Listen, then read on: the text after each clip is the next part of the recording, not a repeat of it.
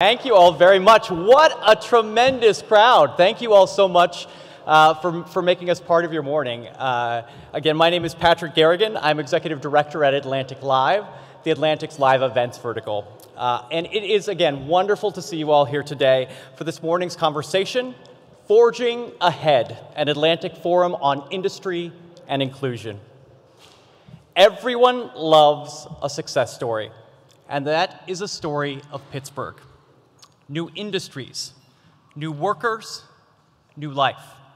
The city has quite literally remade itself. What our teams heard across our reporting for this event, however, was that this was no easy task.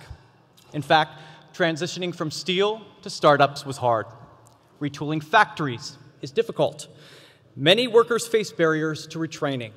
An industrial decline left this region without the diverse workforce it needs to move forward with an economy based on advanced industry, tech, eds, and meds. This morning, we'll also try to draw some learnings. What can the rest of the country learn from moving from an old economy to a diverse economy? What can companies here teach companies elsewhere about building diversity and inclusion into their business plans?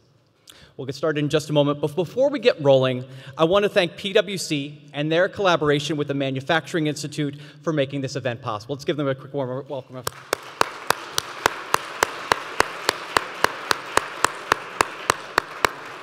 We remain incredibly grateful of PwC's support of all of our work. And if you haven't had a chance, be sure to check out their display there in the back. And as you probably saw when you first came in, be sure to check out the CEO Action Unconscious Bias bus out front. So that will be available at the end of the program as well.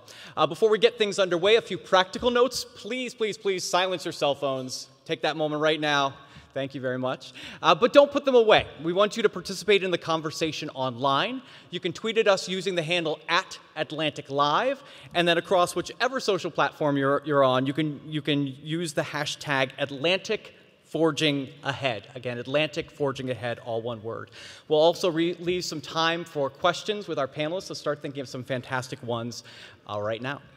We'll begin our conversation now with a story about how the largest company in the United States is shifting gears from traditional to high-tech manufacturing and what that means for its workforce. For that, we are delighted to welcome Barbara Humpton, the CEO of Siemens USA, here to lead the conversation, my friend and colleague, the Atlantic's Washington editor-at-large, Steve Clements.